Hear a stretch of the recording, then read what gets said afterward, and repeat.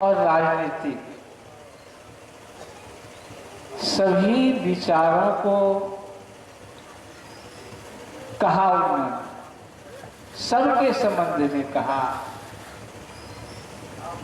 सदगुरु कबीर साहब किसी का विरोध नहीं किए हैं, सबको माने हैं, सबको मान करके चले हैं। लेकिन विवेक के आधार पर जो कसौटी पर जो बात नहीं आता है, जिसमें प्रकृति का शाश्वत नियम नहीं है, उस बात को सदगुरु कबीर नहीं मानते हैं। सदगुरु कबीर ने कहा साखी प्रकरण में, प्रेम पाठ का चोलना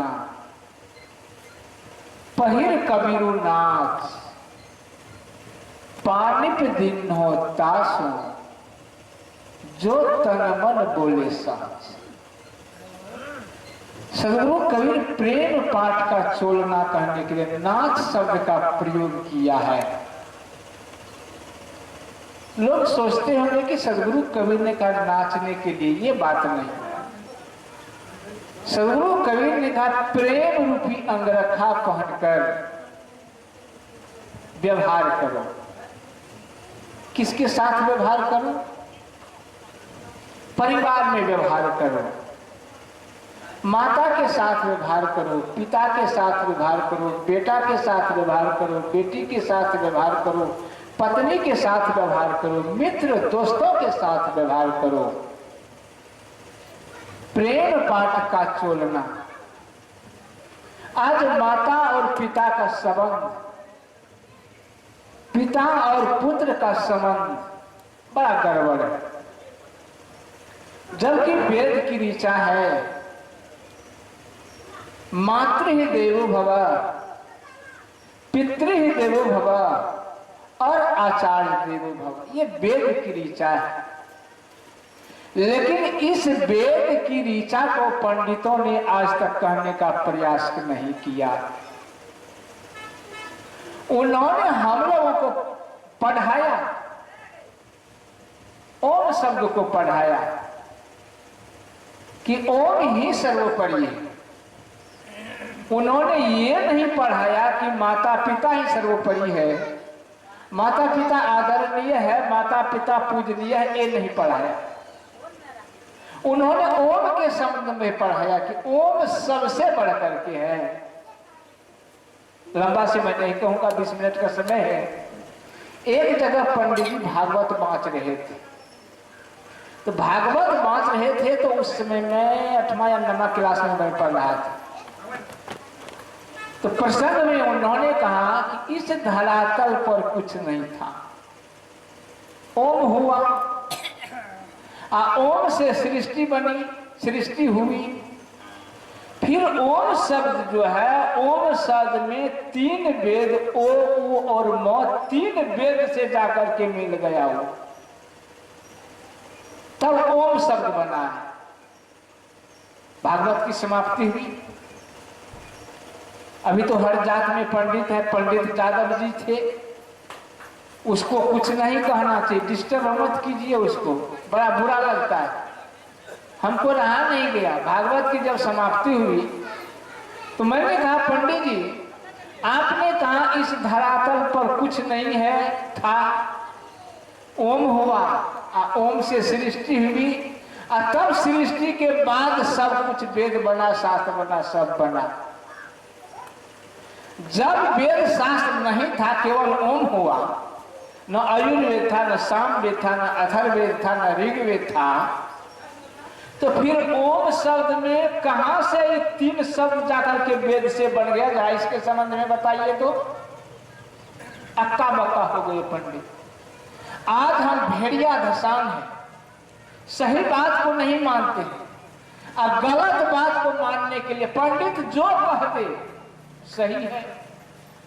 सही बात अगर सही समय को भी कह दे कि ठीक, गलत समय को कह दिए ठीक है, आज का दिन ठीक है दिन गलत, लेकिन कह दे कि आज का दिन ठीक है तो उसके बाद को मान लेते हैं। सब जानते हैं राम और सीता के संबंध में बहुत से ऋषि और मुनि मिल करके लगन बनाए थे शादी के लिए। विचार कीजिएगा, चिंतन के थोड़ा सा गहराई में जाइएगा कि सदगुरु कबीर का दर्शन सही है अन्यथा गलत है। राम और सीता के जीवन में कभी शांति है? विचार कीजिएगा, है शांति? सुख है? सारा दिन उसका जीवन बेचैन है सज्जनों, जबकि बड़े बड़े पंडित मिल करके उसके लगन लगाए बनाए थे, दिन बनाया था। मैंने अभी भी देखा हूं, शादी हो गई, पंडितों के द्वारा दिन बन गया, शादी हो गई है, किसी कारण बस जो है तुरंत घर वाला लड़की के सिंदूर को धो दिया, लड़का को मारपीट करके भगा दिया। विचार कीजिए, दिन अच्छा हुआ क्या? जितना दिन है सब अच्छा। आइए उधर मैं नहीं जाऊंगा।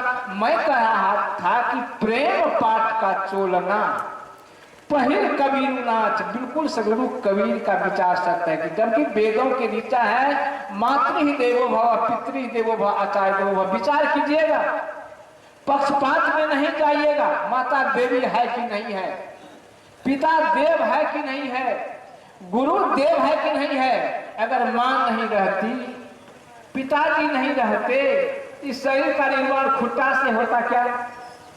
सदगुरु कबीर का ज्ञान बिल्कुल निर्भ्रांत ज्ञान है, सत्य ज्ञान है। सदगुरु कबीर ने कहा, माता के जल थल पिता के नीरा, ताहि से निकलल सकल शरीरा। कहते थोड़ा सा माता का अंश और थोड़ा सा पिता का अंश, दोनों का संयोग हुआ तो पुत्र का निर्माण हो गया, शरीर का निर्माण हो गया। हुआ कि नहीं? देवी देवता कौन है? विचार कीजिएगा। प्रभु श्री राम से थोड़ा ज्ञान तो लीजिए। 24 घंटा रामचरित्र मानस पाठ करवाइए, ये याद करके खूंट में बांध लीजिए, लेकर के जाइए कि प्रातः काल उठ के रघुनाथा, मातु पिता गुरु न बाबा माथा। लोग तो कहते हैं कि कबीरपंथी लोग कुछ नहीं मानते, कबीरपंथी नमन करते हैं, माता पिता को नमन करते। मैं रामपंथी को नहीं करता हूं, नहीं करता है। विचार कीजिएगा, कबीर के बाद में या उसके बाद में कोई अंतर है क्या?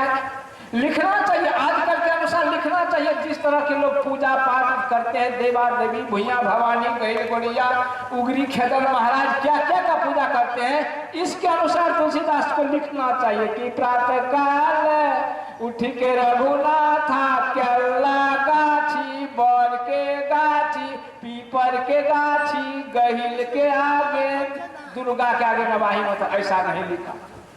अगर प्रभु श्री राम पिता के आज्ञा को पाकर के 14 वर्ष के लिए वनवास नहीं जाता, केस मुकदमा करते, लड़ाई करते, तो उसका नाम कौन लेता? कोई लेता ना। ये क्या कारण है कि पिता के आज्ञा को पा करके, माँ के आज्ञा सतोली माँ के आज्ञा को पा करके कुछ सोच विचार नहीं किया, सारे चीजों को त्याग करके 14 वर्ष के लिए वनवास चल गए। लोग कहते हैं कि कबीरपंथी कुछ नहीं मानता। कबीरपंथी हर चीज को मानते हैं, लेकिन उससे विवेक के कसौटी पर, विज्ञान के दृष्टि पर जो बात सही है, सिद्ध कर दिया है, उस बात को कबीरपंथी मानने के लिए एकदम बिल्कुल तैयार है। और जो सिद्ध नहीं है, जिसमें विश्व का कोई नियम है, प्रकृति का कोई शाश्वत नियम है, उसको हम कैसे मान लेंगे? सदगुरु कबीर